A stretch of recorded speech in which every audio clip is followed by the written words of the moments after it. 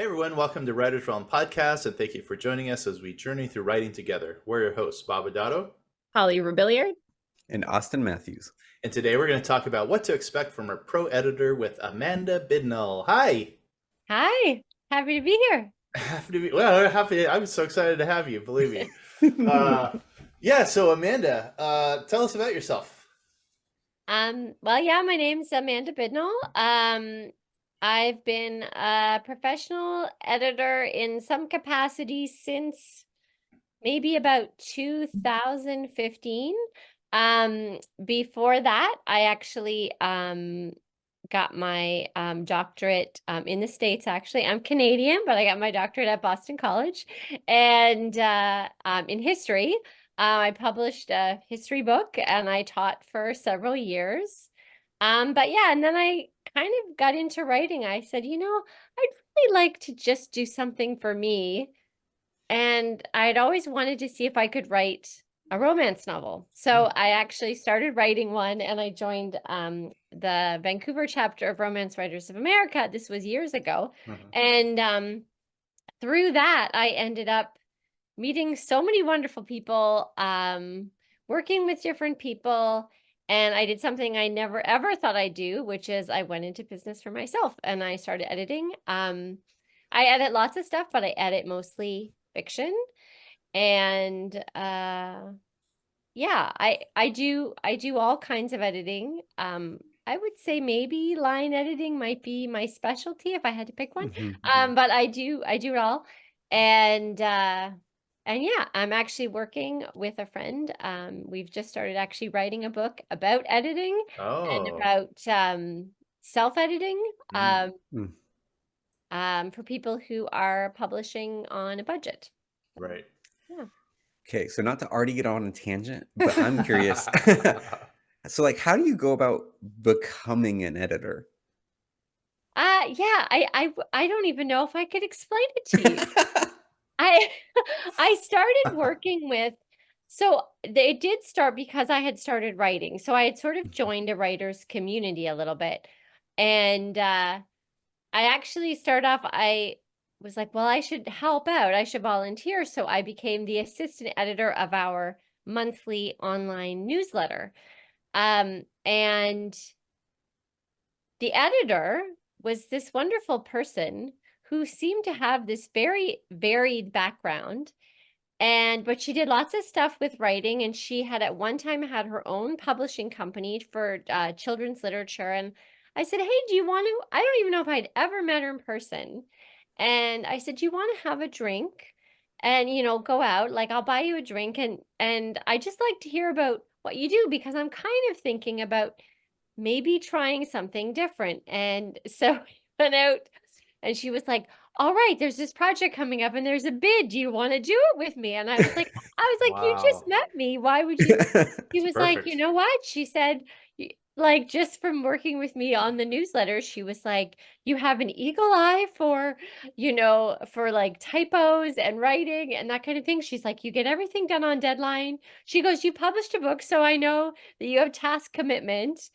And so I started working with her a little bit, and then I don't know, I started, she knew someone and I started, and honestly, it was really organic. It was, there was no social media-ness. It was all just word of mouth and referrals. And honestly, that is still how I get a lot of my work is really through the kind of old-fashioned referral. Just word of mouth and business. Yeah.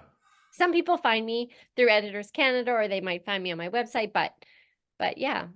I found Amanda. Amanda Bidnall is my my editor that I'm using on my books. Steampunk Victorian. Oh, that's nice of you. Thank you.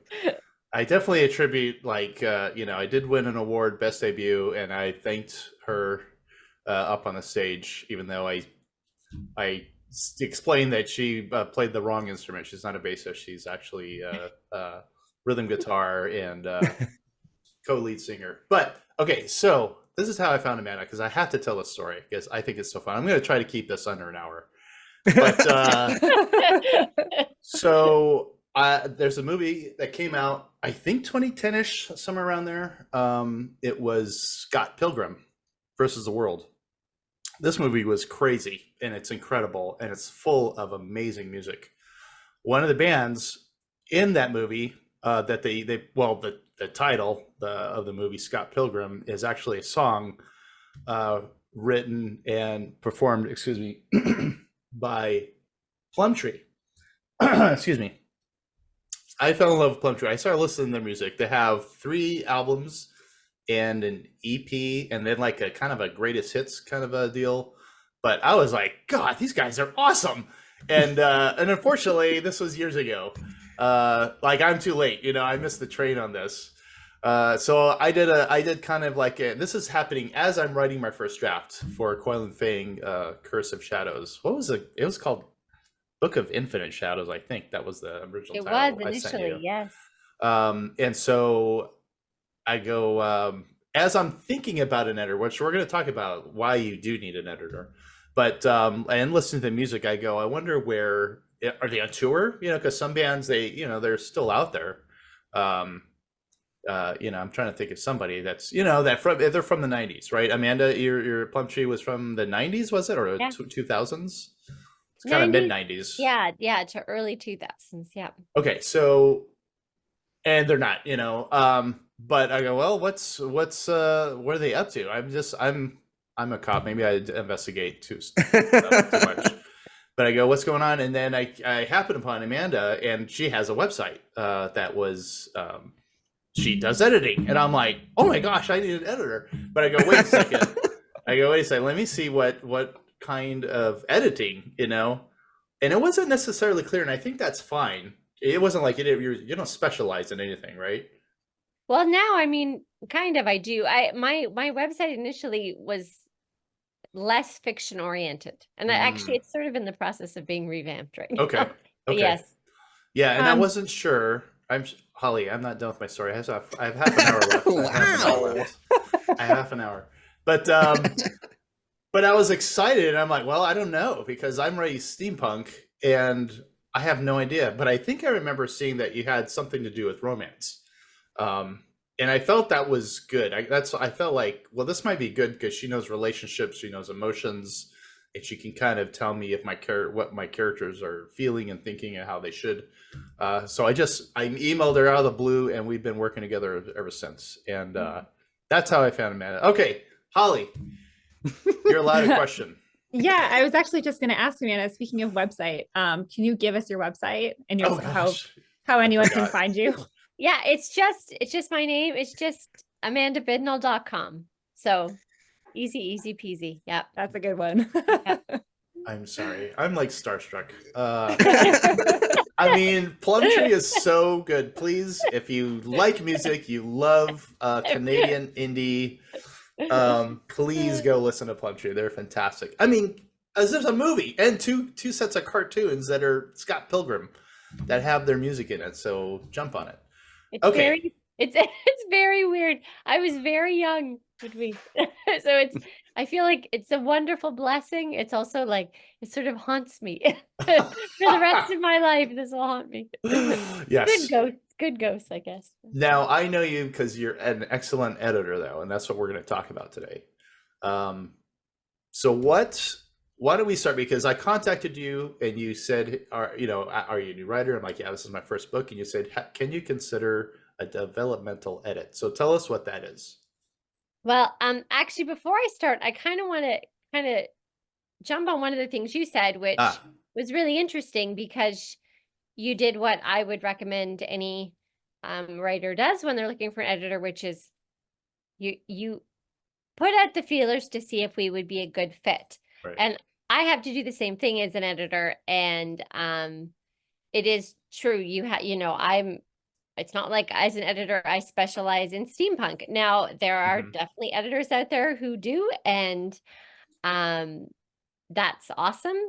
But one thing, Bob, if I remember, you said was that you said, I'm a guy writing a story with 2 female protagonists, and I really want to get the emotions right. And so So it was kind of, I think, a kind of a neat fit, because that's one thing I often say. Like, I might have someone coming to me with a totally different genre, and I'll say to them, you know, very upfront, you know, this is not necessarily, you know, always my MO, you know, this violent thriller or something like that. Yeah.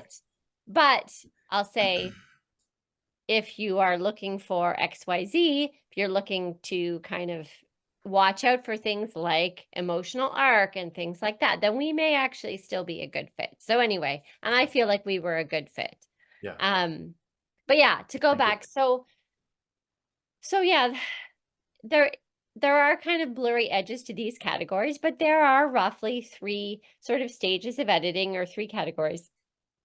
I'm not talking about all the stuff you do on your own Right. and revision and all that kind of thing. Actually, shouldn't say that. I should say there's 4. We did Oh, talk about 3. Really, there's that was 4. secret 4. All Yes, right. well, it's not a burning secret. But they are developmental editing, line editing, copy editing, and proofreading. Ah, Is proofreading. its Okay. own thing, and is a kind of, in some ways, a very specialized skill. But anyway, but developmental editing is the first stage that you kind of, more or less, with very few exceptions, you're going to go from developmental editing to proofreading, and you're going to go in order. Developmental editing is the big picture editing. It's the, I'm not going through and correcting your spelling or your grammar or your formatting or anything like that. I am not in that zone as an editor when I'm doing a developmental edit. So it's really about, is this a compelling story? How can we make this story literally the best it can be? And it's really about maybe highlighting the 3 or 4 maybe most pressing issues or concerns that I can see in that manuscript. The things that are, you know, keeping it from being a really strong, compelling novel. It's hard to put your finger on it. Like, one thing agents will say that something that usually grabs them from the very first page is voice. That's a really hard thing to put your finger on. What is voice? What is narrative voice? And writers, I think, get very frustrated because it's like this mystery. But I think one part of voice is really, it's just about writing confidently and feeling like, so that the reader feels like when they start that story, that they are in very good hands, that author has control of that story. That author is at least 1 or 3 or 10 steps ahead of them, and is going to hold their hand and take them on this beautiful journey, and that writer knows exactly what they are doing. Much, much easier said than done. But all that kind of, you know, it's just story work. And as an editor, it's like, I'm just kind of like this outside voice or outside set of eyes. I haven't been exposed to your story. You are so immersed in your story that sometimes it can be hard to see the forest for the trees. So I'm the person who comes in and reads it and goes, wow, like, I really love this. I really love this. But I'll also go, all right, at this point in the book, it's starting to slow down. The pacing doesn't feel right. And at that point I go, okay, why? What is going on here? And it's usually kind of a big, you know, it's usually kind of a big thing. It might be that, you know what, there's not enough conflict for the length of this book. This is an 80,000 word novel, but it's only got a novella length. No, it's only got a novella sized conflict. Ooh. Or it might be, you know what, the hero, depending on the genre, this is going to be an issue. But in most fiction cases, it's like, you know what, the hero is really not sympathetic right now. You know, I am not on board with this hero. I am not wanting them to achieve their goal, and there's a reason why. You know, or it might be something like, you know what, the stakes aren't high enough in this moment, in this dramatic moment. The stakes aren't high enough. So big deal if she doesn't achieve her goal. What happens to her? Nothing. Then at that point, I'll go, okay, you know what? You have got to think about your story and go, how can you up the consequences for your protagonist? It's stuff like that. Yeah. And so what I do when I do a developmental edit is I'll read it through. I make notes in the margin as I go, sort of like sort of like a little play-by-play. If I notice something or an inconsistency or something's confusing to me, or I really love something, I think something's really funny, I'll make a note in the margin. But then at the end, I will then go through all my notes and I will write like a memo, like maybe a 5-page memo. And that does give that kind of big picture overview. Yep. I mean, that's what I got. You asked me about it. I go, all right, let's try it. I had no idea. So you explained that perfectly, I think. And you told me too. It was communicating through email, and you said, well, this is what I do. And I feel like this is so helpful. I know this can be helpful for new writers, because I was a new writer, obviously. I mean, I'm still a new writer, but I had never heard of it. I don't know what this is. Like, what do you mean you're going to make changes to my story? And we'll probably get into that, which is why I feel like a lot of people are kind of standoffish about using an editor. They feel like you're just going to go through it with a red marker, and not necessarily, but kind of. But I do love a red marker, though. So do I, Austin.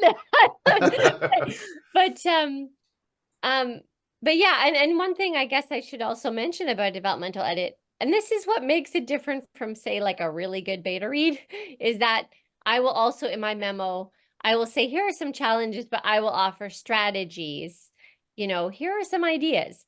But I always say these are just to get you thinking about your story in a new way. It's not about you having to take this advice or, any kind of obligation. And the big thing about developmental editing is that I always say, you have to be prepared. If you want a developmental edit, you have to be prepared to go back, and you have to be willing and excited to revise your story, because that's something that I don't do in a developmental edit. I don't go in there and make changes. Right. I just make comments, and it's up to the author to then go back and revise based on, whatever it is they got out of that edit. Yeah. Now, I do share often that after my developmental edit, and I want to say it was like, this is my 7th or 8th revision of the entire book, and I sent it off to you like, okay, it's time for Amanda's touch. You sent it back with like a big red X through chapter 1. You're like, this is nice. In a manner of speaking, you didn't literally, right? But you're like, your actual story doesn't actually start here. You might want to consider starting on chapter 2, because this chapter 1 just doesn't do. And I stopped there. I remember reading your email. I just stopped and like, okay, I'm gonna go for a walk, because I don't know. Does she hate me now?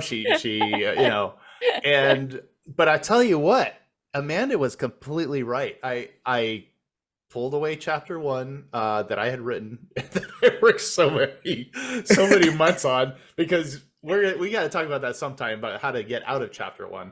But I started in chapter 2, and I'm like, oh my gosh, she's absolutely right. So that's my experience with Amanda. But working with editors, maybe you think, well, they don't know what they're talking about. Like, oh, I'll bet you they do. I'm gonna say 9 out of 10 they know exactly what they're doing.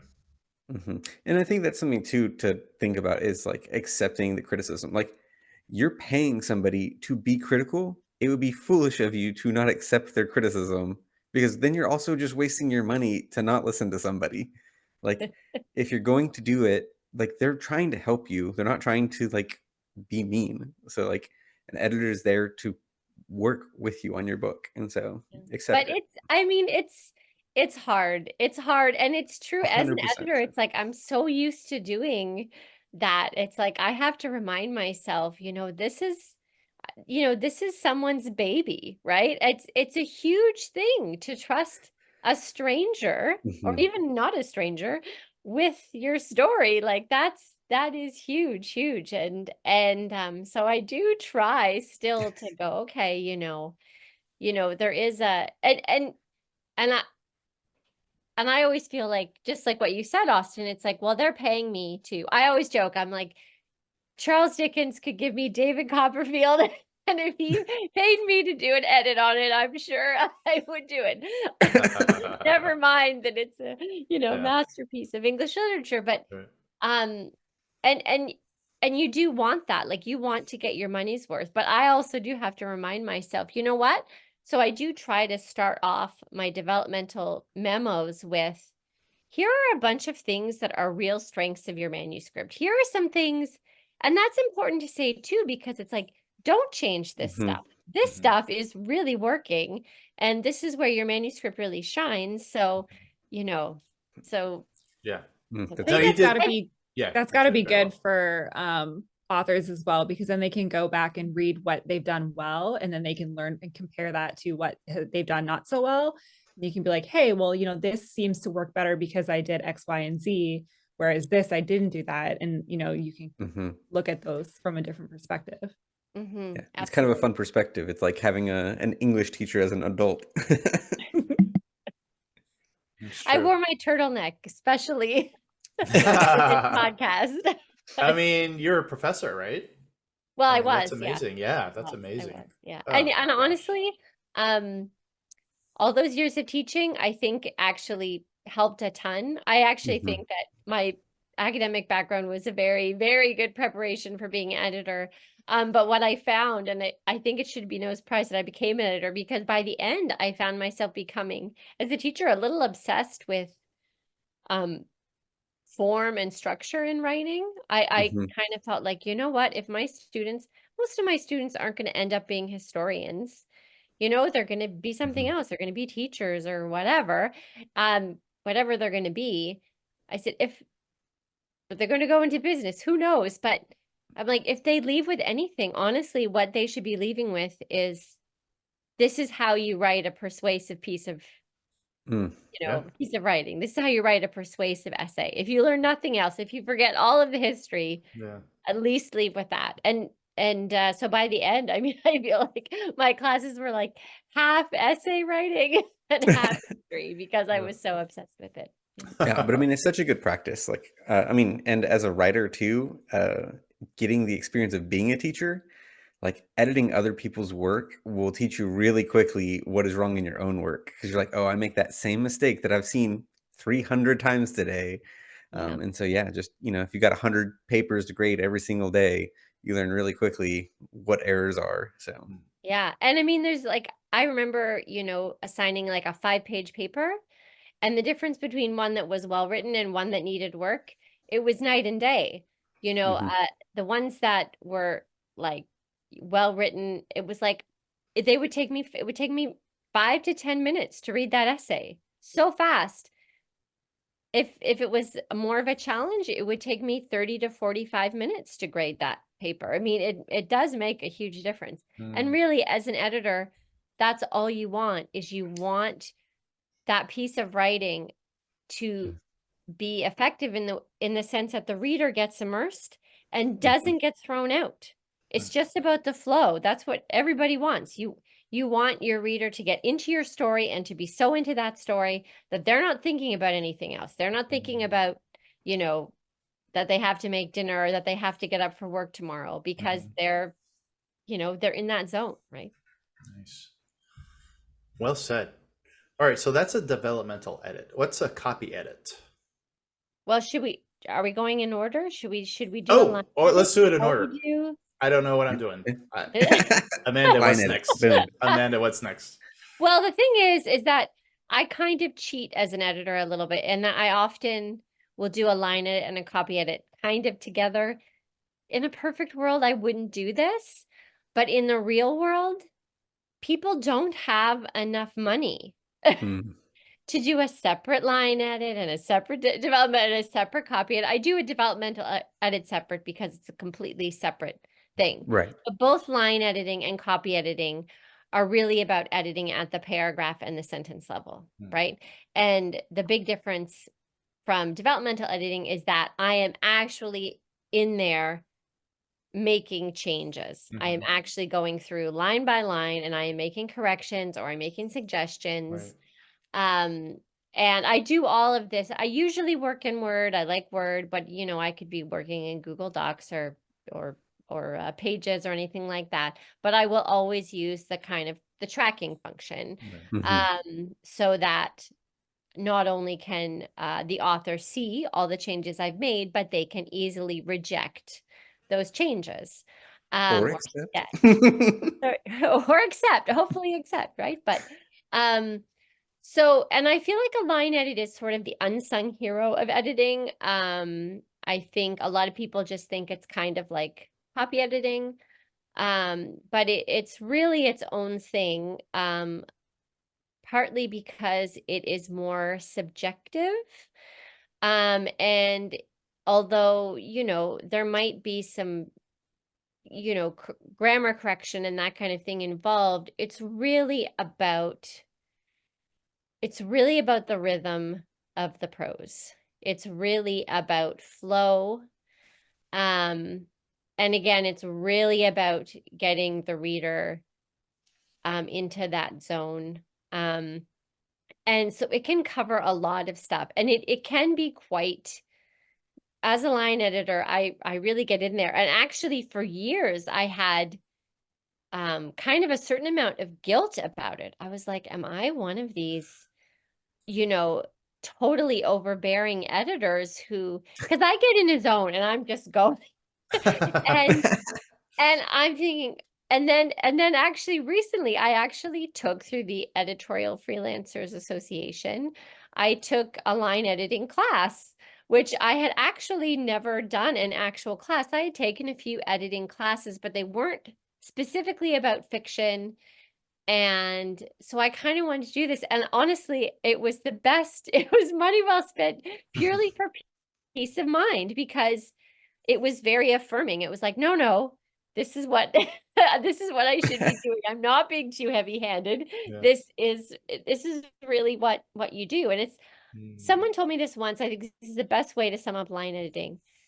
You know, it was a wonderful compliment someone gave me, who's a managing editor for a journal that I work on as a copy. She said, it's not that you make the stories more literary. She's like, it's just sort of like you make them more literate. And and I love I that. think that's kind of what a line editor does. A line editor does things like, has an eagle eye for repetition of words. Things like, you might have a dialogue exchange, two people are talking on the phone or whatever. And in real life, that phone call might be like, all right, great, I'll meet you at the corner at 5. Okay, I'll see you later. All right, bye-bye, click. A line editor will go, no. You know, this conversation has to end up here. You can take out the last 5 lines of dialogue because we don't need it. Yeah, it's like you never see somebody say goodbye in a television show. They just hang up the phone and move on. That's right. That's right. That's right. And yeah, it's all those little, it's consistency stuff. It's things like, you know what, you're describing a sunset, and this is a, you know, this is a romantic getaway that our protagonists on, and yet you describe the setting sun as being like blood red. I think I read that example, not in my own work, but I read that somewhere else. So I'm sort of stealing that. But it's like those kinds of tonal shifts, a line editor will say, you know what? And also things like run-on sentences. It really is about rhythm. Do you have, like, maybe you have a paragraph and there's 4 short sentences in a row.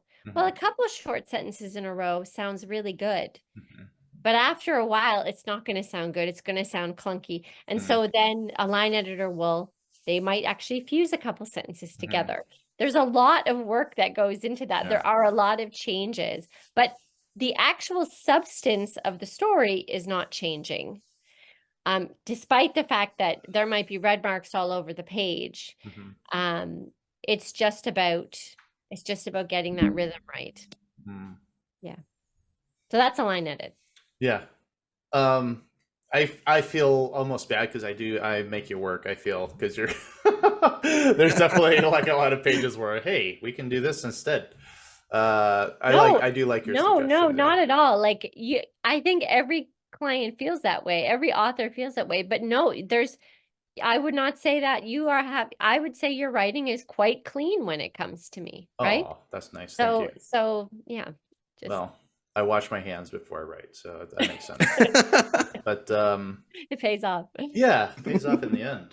Let's see, line editing. Now you did said something. You said I changed stuff, and I just want to clear up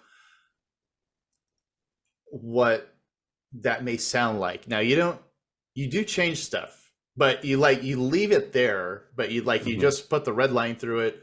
You add the comments off to the side. This sounds better, or this flows better, but you don't necessarily erase everything that the author wrote and put your own words. All you're doing is like making a big suggestion, right? Yeah. Right. Okay. Everything is a suggestion. And if it is, like sometimes it's easy to make the change and track changes, easy to undo or whatever. Sometimes I might recommend like a more invasive change. In cases like that, I might not actually do it. I might have a comment on the side. It might have a suggested rewording, or it might just say, here's the issue with this paragraph or with this exchange. And here's a strategy for fixing it, but I might leave it to the author. If it is something that requires a lot of reworking, then, you know, I might leave it to the writer and just sort of flag it. Yeah. Yeah. I found that. Yeah, definitely. All right. So copy edit. What's a copy edit look like?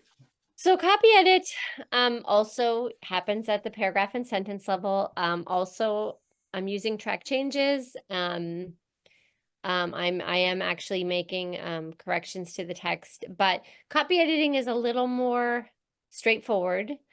There is still a gray area. There's still subjective calls that I have to make.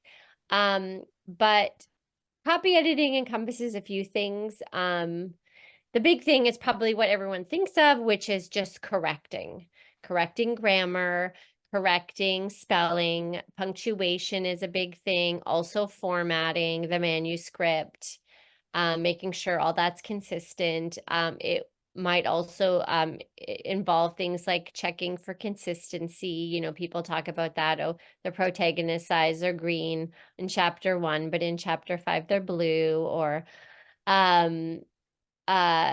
you know, correcting for clarity, things like that. But the other big thing that a copy editor does, and this is something that is actually a huge part of a copy editor's job, and I don't think people think about it so much, is that we are editing for style.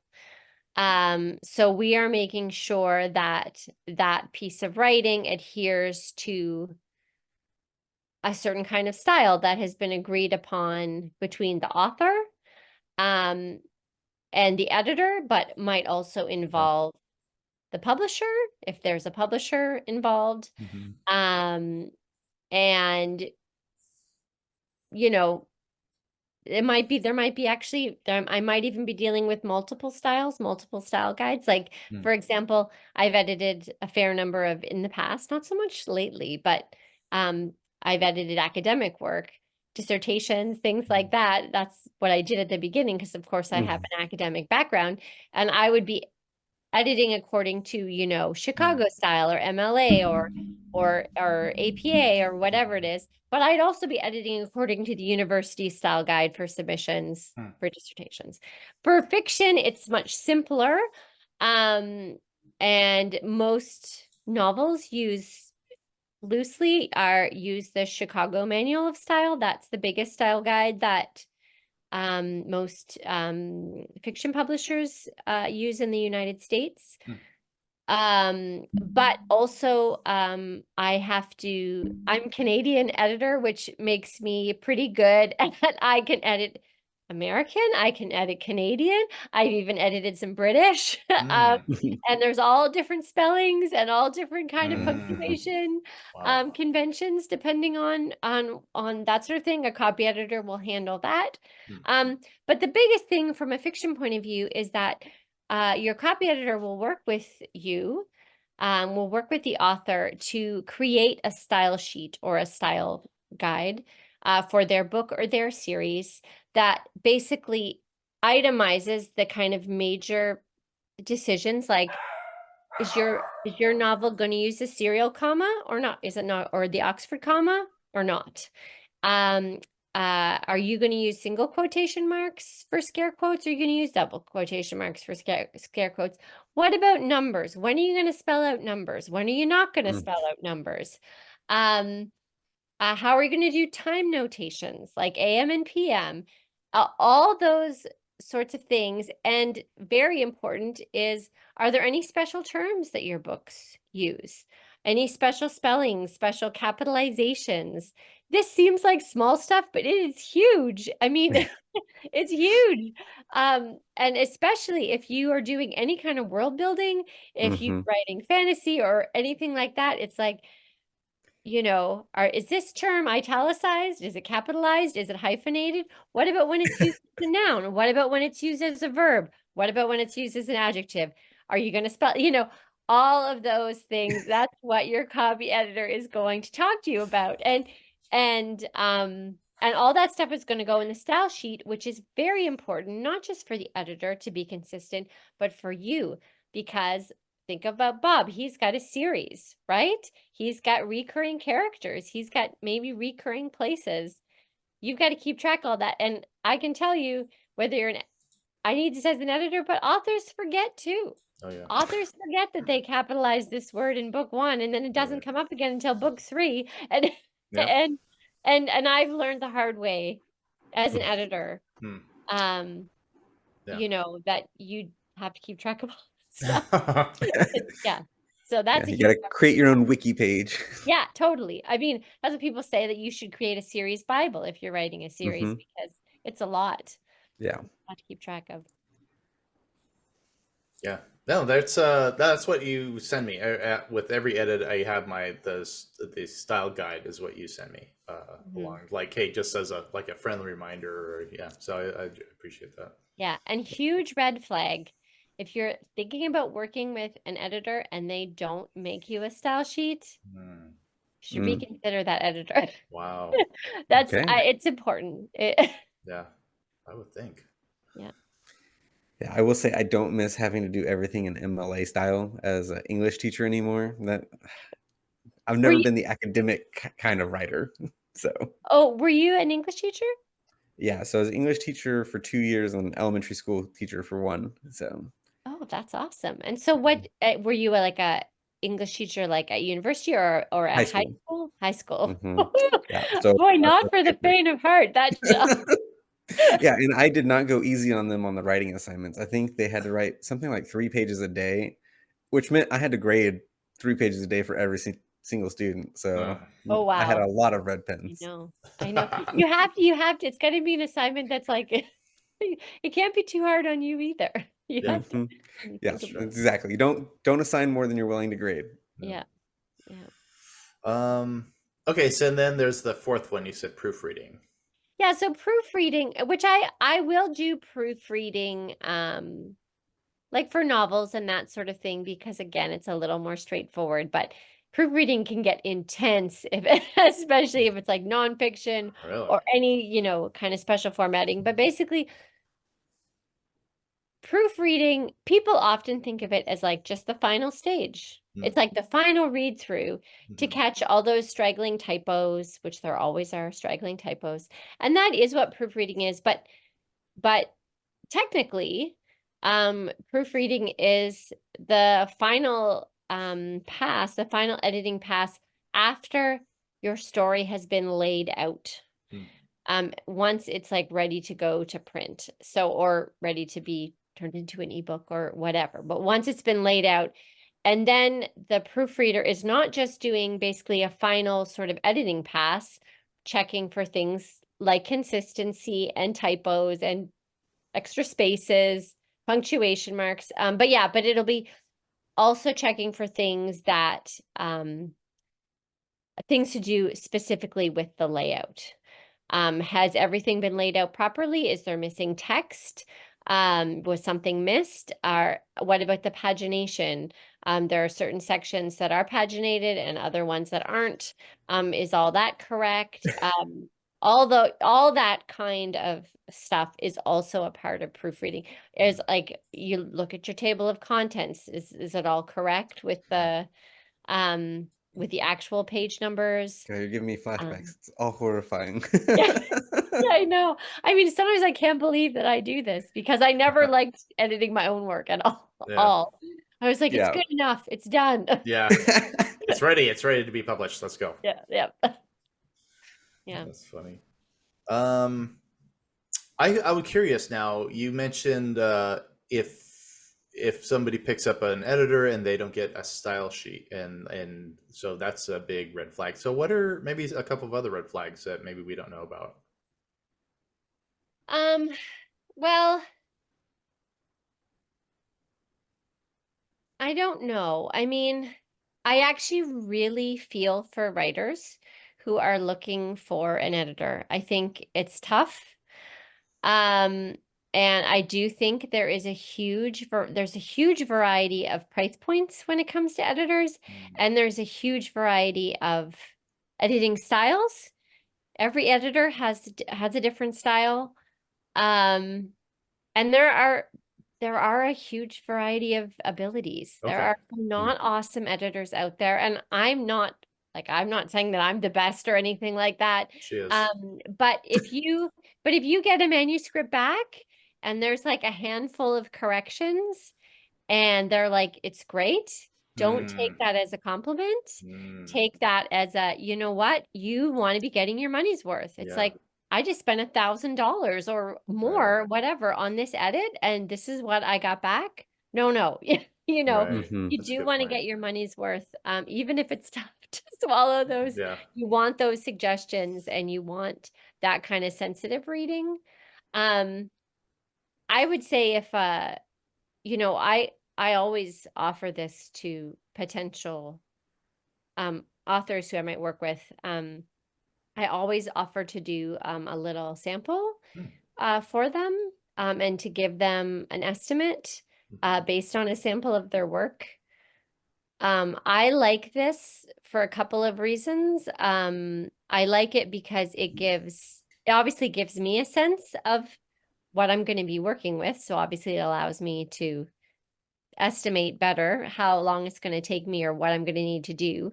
But I also think it gives the author a sense of, this is what an edit for me is going to look like. Maybe you don't want this, right? Maybe this is not your style. Maybe this is too much for you. You don't want, you know. Yeah. And I think that it's good to know that up front.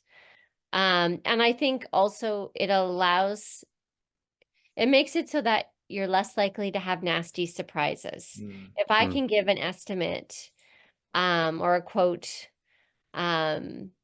generally speaking, what I do is I'll give a quote and I might give myself a little bit of an insurance time in that quote. But what I always say is I always keep track of my hours. And if it takes me less time, I'll only charge you my hourly rate. But if I go over my quote, I won't charge you anymore. And I do that again so that the only kind of surprise that they're going to get at the end would be a pleasant one. Either they're going to pay me what I quoted, or it's going to be less. Right. I don't want those surprises either. I don't want an edit to be taking 10 hours more than I thought it was going to take me. So I think that you want that kind of transparency at the beginning. If you're not getting that kind of transparency from your editor or from a potential editor, or if they don't really seem to have the time to deal with your questions at the beginning, they're probably not going to have the time to deal with your questions later on either. So, you know, that's a good point. Yeah, you that's know, very fair. I do think you kind of can get a little bit of a sense of that, but I think it's absolutely okay to ask for a sample so you can actually see what they would do. That's great. That's something I didn't think of. Now that answered my first question, so that was great. Oh, oh yeah, perfect. Yeah, Amanda's ahead of the game here. Yeah, so why don't we talk about price points? What's a kind of a ballpark figure? What should we? All right, so my first book, God, I don't remember. I think it was about 65,000 words. Is that how you base your work per word, or how do you do that? So yeah, so every editor is different. I do know people who charge by the word, and I don't do that. I charge by, and it's also very standard for different kinds of editing to cost different amounts of money. So I feel like the norm in this industry is that developmental edits cost more per word. For people who are charging by the word, developmental edits will cost more per word than, say, a copy edit. I actually don't do that. I feel like there's a bit of snobbery there. I actually think that line editing and copy editing are extremely important. Mm. And so and development, so I just charge by the hour. Mm. And I also don't want to charge by the word because some words take longer to edit than other words. Like it totally depends on that manuscript. Okay. I could, like I say, it's like, depending on the manuscript, it might take me way more time. It might be the same number of words, but so that's why I use kind of a quote system, and I charge by the hour, and I charge the same no matter what I'm doing. And that makes it easy for me. I think ultimately it ends up benefiting I think it ends up benefiting the client simply because I probably charge less for a developmental edit than a lot of people would charge. So, yeah, but a lot of editors do charge by the word. Yeah, I charge by the hour, and you know, if you want I don't know what the averages are off the top of my head, but if you go to the EFA website, the Editorial Freelancers Association, their website, they do have estimates for what kind of range to expect for each type of editing. So you can do that, but it's not cheap. Yes, it's very much based on word count. Like I say, I do a little sample, and I'd be like, okay, this sample is 3,000 words long or something like that. And it took me X number of minutes. And then from that, I calculate roughly how much it would take, how long it would take to go through I always have to add a little bit because of course I'm doing a style sheet. Of course, there's going to be correspondence or consultation with the client, all that kind of thing. But yeah, I mean, it's going to cost, I don't know. It's hard to say. Like, I don't A know. I lot. mean, It's going to and cost it money. totally depends on the length of the manuscript. That's true. I've done developmental edits for, $500, but I've also done developmental edits that cost easily over $1,000, $1,500. But I would say usually the copy and line edits for a round, it's going to cost over $1,000 if your book is more than 80,000 words or something like that. Yeah. Yeah, Yeah, but it's hard for me in like the I say, epic it's a fantasy sphere. huge range. Yeah, I know. And I do say this to people, like, like I'll be like, sometimes like I'll do a developmental edit and the client wants, the author is like, one of the big things is they want to make it shorter. And I'm like, that's great, because the longer your book is, it's really, for me, because I do charge by the hour. Line edits and copy edits take a long time. I'm going through every line. And so it's like, if you can, in the developmental stage or when you're revising, if you can get that word count down, it's going to save you money. Like you might go like, I know I need to cut some stuff out, but I just don't know if I can do it right now. It's like, do it, Yeah. cut it now, because it's going to save you Right. money. Especially if you know that really your book should be shorter, Right. especially if it's different. Fantasy books are longer, Yeah. right? So there's the norm is different. Yeah. But if you think, especially if you're editing because you want to actually try to get traditionally published, and okay, actually the average length of book in my genre is 80,000 words or whatever it is. If you're writing category romance, it might only be 60,000 words, right? If you know that that's what get that down before you pay for copy editing. And I always say that, like, you don't want some people will go, can you do developmental and a copy edit together? I'm Uh-huh. like, you don't want me to do that. If No, you're paying that for me doesn't to make do all that sense. copy Yeah. editing, and then I'm going to Mhm. go, but you should cut this. Right. Yeah. Don't pay for words that you're going to cut out later, right? Yeah. There's a reason why it goes in that order. Mm. So That's I have a nice. question actually. I've heard a lot of people say that if you're intending to traditionally or try to get an agent and traditionally publish your book, not to spend money to do your editing beforehand because the publisher will have their own editors go through it. And to me, that doesn't really make sense because I feel like before you can get your book published, you need to get an agent, which you need to put forward your best work, which requires probably some sort of professional editing to do so. So what's your take on that? How do you feel about that? I mean, I agree. Again, at the risk of sounding like I'm just trying to drum up business for myself. Yeah. But no, I really would agree. I do think there is this wonderful fairy tale notion about the amazing editing that your book is going to get from a traditional publisher.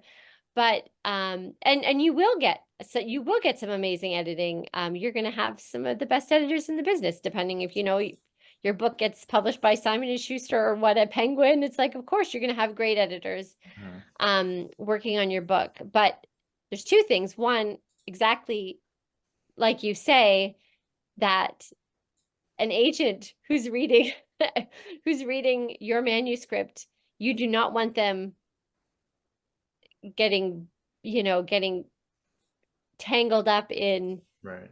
clunky prose or getting pulled out of the story because something isn't sitting right with them or because there's a typo on the first page or whatever. Um, Those are good points. they are not going to give you any leeway if they don't know who you That's are. true. The Yeah. other thing to point out is that even like editors for traditional publishers, they're under huge deadlines. The one advantage of hiring a freelance publisher is that they are actually going to put in kind of as many hours as you want them to, but there's a little more leisure there. Like, I don't work full time. I work part time. I mean, it's all kind of a balance, but usually there's not this enormous crunch. And editors who are working for major publishers, they are under a crunch. They don't have the time to do all the things that they would love to do to your manuscript. And I had someone in the traditional publishing business saying basically, you want to get that line edit done before, because you know what? Your publisher is actually not really going to do a huge line edit on it. They're going to expect that that's already been done, that your manuscript is already in better shape. I do editing, like I say, for a small Vancouver-based publisher. I live outside Vancouver, called Pulp Literature. They're awesome. They publish they publish everything. They have like a quarterly journal. They also publish some standalone novels, but it's called pulp literature because it is a little more pulpy, but it's kind of cool, like spec fic or maybe fantasy or maybe sci-fi or maybe not. Like they publish poetry and some comics and stuff like that too. But it's all I would say it's got a little more of like a speculative bent to it. But when I do copy editing for them, and even though they're a very small press, they have their acquiring editor, they have their managing editor, they have their story editors. And by the time it gets to me, it's the easiest copy editing job I have because it's already gone through all those people. And so you kind of want your manuscript, by the time it gets to a prospective agent or a prospective editor at a traditional publisher, you want your manuscript to have also gone through those kinds of stages before it gets to them. It's just going to be a higher quality piece of prose. Fantastic. Yeah. That's I have a kind of a piggyback question about that. Let's say, Amanda, I submit a different story and one of the big, whatever it is now, 3. It's the somebody, big one. a big Yeah, one, soon. Amazon, decides to sign me on, but I go, wait a second, but I want to bring Amanda Bidnall. Can't you think I could like just bring my own freelance editor with me? Like we're like a team. I'm not saying we are. I'm just but you know what I mean. Like instead of using Yeah, their editors. I don't know, but I don't think so. I've never had that situation. Okay. Mhm. No, I mean, the way around that would be they would just expect that you would work with that editor first. Yeah, Because Mhm. because true. again, this is another huge difference whether if you're publishing traditionally, is that traditional publishers, they have a whole list of priorities that you don't have if you're Mhm. self-publishing. So I work usually with people who are not yet traditionally published, so who are preparing to submit a manuscript to traditional publisher, excuse me, or I'm working with people who are self-publishing or indie publishing or whatever. Mhm. And really all I have to, obviously, we're talking about things like genre and certain expectations based on stuff like that. Mhm. But nothing like what I would have to do as an editor if I was working for a traditional Mm. publisher. So I don't think they would want that interference. So the idea Yeah, is you can probably. work with your own editor as much as you want, but once it gets to us, they're going to have certain things like they're going to say, our target readership, the way we want to market this book means you can't use this word or you Mhm. can't do this, right? They're going to have True. their own kind of market-based priorities, right? Yeah, that's true. Yeah. Good Yeah, points. goes through the little Play-Doh press to come out just how they want it at the Yeah, other end. that's right. That's right. And you go, yes, ma'am. Yeah. Yes, I worked so hard to get here. Yeah. I will do whatever you say. Yeah. sir. How funny. Mm-mm-mm. All right. Well, this is fantastic. I don't know. Anyone else have any other questions before we get into our don't do this? No, I think we're. I Oh, have a go ahead. question for you guys. Oh, I Oh, don't know. right. I would love to hear, Austin and Holly, I'd love to hear about your editing experiences, or if you've had I any, haven't. or what they've been. They've been good, bad, or I'll start, I guess. I have not had any editing experience yet, really. Just from our writers group and people making suggestions to what I've written so far. I'm a new writer, very new. I actually just finished the first draft of my very first finished book last week, which was really exciting. Or this week, I think, is it this week or last week? So that was really cool. And so now I'm starting to kind of wrap my mind around the demon that is editing. The demon. You're starting with a great attitude. Yeah. I was laughing. I actually, before I started this book, I was working on another book and I wrote like the first 10 chapters and I was like, this whole first chapter, just like with Bob, I'm like, this has to go. This is terrible. And it was funny because when I went through, after I finished this first draft, I went through and kind of broke down by chapter, like whose point of view it was, what was like the main points that had happened, because I had an outline, kind of deviated from the outline. Now I needed to just regroup. And I was going through with red marker and just going through and like making my notes. And after I was done, I went through and I was like, oh my God, there's so much red. But I mean, it's all part of it, right? I think that's the best mindset, is to be like, it's part of the process and you're going to learn so much editing. So, Yep. And that's great. Like doing that self-editing, that's like another thing I would totally recommend is like, even before you get developmental editing, there's a lot of editing you can and revision that you can do on your own. And there's a great book that I would totally recommend. I think it's a very basic title. It's like self-editing for fiction writers or something like that. And it's by I think it's Renee Brown. Anyway, I wish I have it somewhere. I could almost find it, but it's a very short little book, but it's a great book on I don't know, doing some of that kind of big picture editing and just making your writing cleaner before you even send it to an editor. Yeah, that makes so much sense. And there's a lot of really good short resources, and so we might have to find some links and put them in the descriptions and stuff. Yep, because, I'm making notes. Yeah, I think one that I used whenever I was a teacher was, God, it was another one that's like a short title and a short book. It's like how to read a sentence and how to write one or something like that.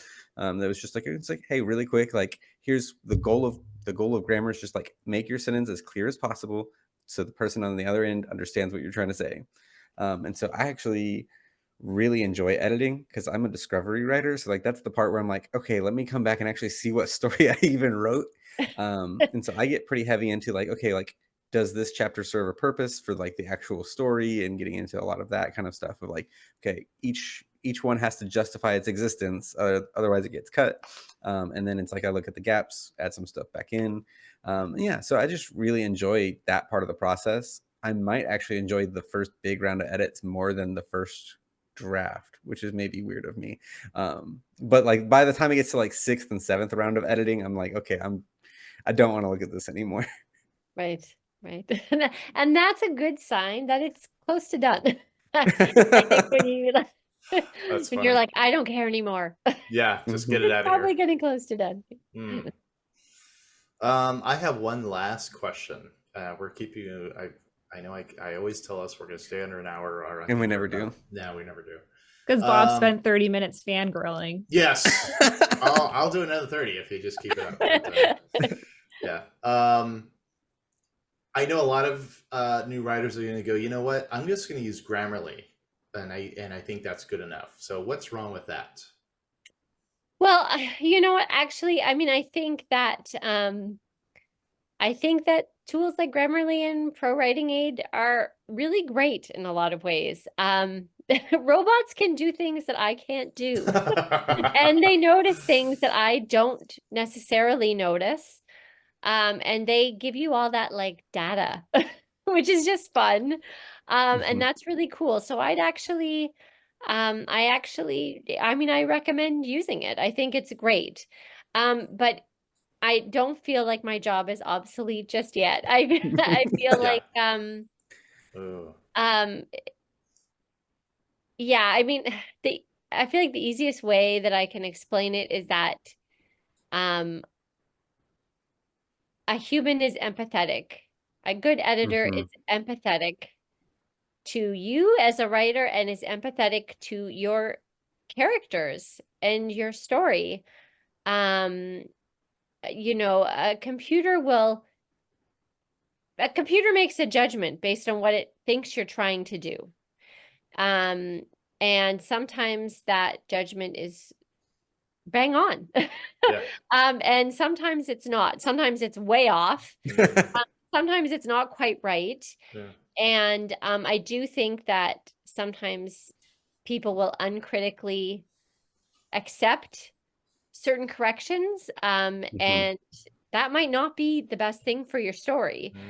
I actually think this is true in general. You know, even people who work with me, even human editors, I feel like, you know, yeah, obviously you want to encourage an author to think about the edits they've gotten and consider them and hopefully accept a lot of them. But I do think that there's the opposite problem too. A lot of authors are like, oh, this editor said it was wrong, so I'm going to change it. And you don't know, it's your story. You know your story the best. And that's okay. But with an editor, there's a back and forth there. You can ask them questions, and that's what an editor will do. There's a lot of times where I will make a comment, go, is this what you're trying to say? Or is this what your character, do you want your character to, do you want to convey your character in this light, in this moment? Because that's what it sounds like right now. If you do want to do that, then maybe try doing X, Y, Z. If you don't, you're going to need to rephrase this. So, you know, so that's, you know, there's a lot more nuance. Yeah, there is nuance, and there's a little more it's a little more open-ended. It's sort of like, look, there's different paths you can take here. And, let's talk about these paths, and let's look at what the consequences of taking these different paths are going to be. So, yeah. And on a lighthearted comment on that, as a former English teacher, when people turned in Word documents that had red squiggly lines under them, I'm like, guys, just right click it. Like, it's right there. That is true. Oh, yeah, yeah. Yeah, totally. And people agonize over this stuff. I tried to catch everything. It's like, I'm an editor. Don't worry about it. It's too hard with fantasy as well, I feel like, because you're constantly making up words, and it's like, you can add it to the dictionary, but then it's like every other word you're just trying to re-add to the dictionary. And it's true. I mean, and I always use spell check, as an editor, I'm still spell checking everything at the end. But there are, like, every now and then I'll have like a certain kind of document, and it's like, I can't even use spell check. It's going to take, I'm wasting the person's money on how long it's taking me to spell check. Like, just depends. Do you write fantasy? Is that what you write? Holly? I did. Yeah. Both of the books, the one that I just finished the first draft of, and the one that's in the middle of drafting, are both fantasy. It's mostly, I don't know why, I'm just really drawn to it. Oh, it's fabulous. Yeah, it's because it's the best. And if you are someone who writes long fantasies, and I don't know if you write long, but if you do, then you write at home. Yeah. That's fine. So okay. Fantastic stuff. Now let's do our don't do this. What should we warn new writers, old writers? Don't do this. Don't do this. Regarding editing. Regarding editing. Oh, awesome. Well, it could be whatever you want, Amanda. You're the guest. I would say, don't put pineapple on pizza, whatever you want, but I'm just pineapple on pizza is fantastic. Especially with black olives, but that's a whole other thing. But I would say, don't be discouraged in the editing process. Like, I know it's so tempting to be like, oh, hey, here's this wonderful manuscript, and then you get it back. No matter what edit you're going through, it's really tempting to just like feel really discouraged. But like, those moments are moments of opportunity for growth, and you should feel awesome about how many there are piled up in front of you. So the more read or comments or suggestions, the better. And so just look at it as like, hey, if I thought it was a 9 before, we're cranking it up to 11 now. Yeah, that's great. And I think the other thing too is that don't even think of them as things you have to do. Don't even think of them as, I mean, if it's copy editing, it's a little different. Wrong, and it's got to be fixed. But for developmental stuff, I mean, one thing I always say is like, I'm going to point out something that might be a concern, and I might give you some strategies or ideas to deal with it. You might not like that idea. You might reject that idea, but it might give you an even better idea. You will probably come up with a better idea than I can come up with, because you know your story, and you know what's in there, and you know all the stuff that's not on the page. And so those kind of criticisms really and truly are opportunities, because they're going to get those creative juices flowing. That is a good thing. Nice. I would say don't, because if I'm coming from an indie author perspective, well, I mean, we actually did touch on the subject of, if I'm going to submit this to a big company, that I'm going to say, don't skimp on an editor. Like, if you're researching, and I know some are exorbitant, in the thousands and thousands, obviously, that might be out of reach. But if it's like somebody's offering to edit your 80,000 book for like $150, like I would not go in that direction. Because I have definitely spent over 1,000 per book. I'm very, very happy with what Amanda does at her level of being a pro editor. That's kind of what I expect, and I know we just talked about how important it is, right, to get what you're paying for.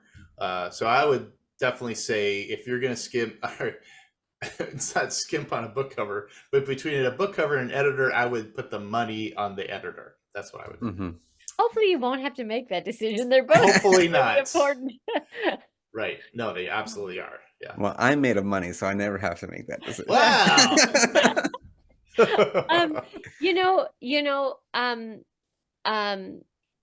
And it's not all, I want to add to that, which is don't feel like you're doomed to like spend so much money. Like one thing to compare to, I remember when my father, he was a financial advisor and he used to always do my tax return. And then we moved out of province and we had to get our, someone else. And he said to me, he said, look, he said, find somebody who, maybe just has he's like, you don't need some huge company. Find someone who's maybe just starting out or, starting out small or they just have a small business. And, he's basically saying you don't have to fork out a lot of money. You can find someone who will do what you need them to do for your taxes, without breaking the bank. And I do think if you do a little legwork, there are lots of great, editors, and maybe they haven't been editing quite as long, but maybe for what, they still might be really good for what you want them to do. Maybe like, the kind of feedback that you want for your story. Like when Bob hired me, it's like, yeah, he could have probably found some, insanely experienced, amazing editor who only edits steampunk and all that, but maybe that would have been way out of his budget. That's okay. There are a variety of options there. Nope, I wanted the vocalist slash rhythm guitarist from Plumtree. That's exactly who I wanted, Amanda. Nobody else is going to fit that bill. I think that I can speak for both Austin and I that we're very grateful that you did decide to edit Bob's book, because I feel like if you hadn't, he would have quit writing. Yeah. And we never would have met. You are solely responsible for this entire podcast. That's now, hilarious. All of our future books. Thank you. Yes. That's hilarious. All right. I'll stop. Goodness gracious. Holly, what's your don't do this? Yeah. So mine is don't over edit. And so what I mean by that is when, we spend so much time on these books and we know these books in and out. And so when it comes time to editing, you're going through your first, third, fifth, sixth, whatever draft. And you're like Amanda said, you're going to get to that point where it's time for you to hand that over to someone who can professionally do or finish this job for you. But we can get so in our heads, I feel like, trying to make something perfect before we hand it off, that we're just changing little things that probably don't really need to be changed, or we could be changing things that are working because we're just looking for something to change. So I feel like trust your gut. And then when you feel like it's probably pretty good to hand off, then stop touching it. I would totally agree. In fact, that was one of my don'ts, which is don't sweat the small stuff, because, it's the editor's job to do that kind of stuff. So don't worry about don't worry about the small stuff when you're doing a developmental edit, because you're probably going to change stuff anyway. And don't sweat the small stuff when you're submitting something for a copy edit, because the editor's going to go through all that stuff. They're going to go through and they're going to change all that stuff anyway. It's like it's like putting hairspray in your hair before you go to the salon to get your hair cut. There's yeah. Brushing your teeth before you go to the dentist. Not for me. I mean, chia seeds and spinach salad. All right. Whoa. Okay. Well, Amanda, we had such a blast. I did anyway. I'm so glad you're here. God, thank you so much for being you. You're so filled with great wisdom with all of this stuff, because I feel like there's so many of us. Obviously, all of us are new writers, and we don't. It seems like a foreign language, a foreign land, and you definitely helped us figure out, why the whys and the whatnots and the So you're fantastic. Thank you very much. This was a joy. I had a great time. So. Thanks. Let's see. So how can people find you? So yeah, I'm not too much on socials. Maybe I should be more on socials. But really the best way is just to reach me is just to go onto my website, which is just amandabidnall.com. And you can, send me any questions or a little email at the bottom of that website, and I'll get back to you. So every now and then I get a certain amount of spam through that website too, so I always have to be very careful. If you don't hear back from me, then it's possible that it got lost. But generally I do get them. And I will respond to you whether or not we're a good fit or I have room in my schedule or whatever, but you should at least hear back from me at the very least. All right. Well, thank you so much, Amanda. We definitely will have you on. We touched on self-editing, so we might have you on for that in the future. All right. Sounds great. So don't forget to write and subscribe to our channels at the link below so you don't miss any of the Writer's Realm contents. We always love to hear from our listeners. So if you have a question or a topic you want us to dive into, please get in touch. Until then, happy writing. Bye. Bye, y'all.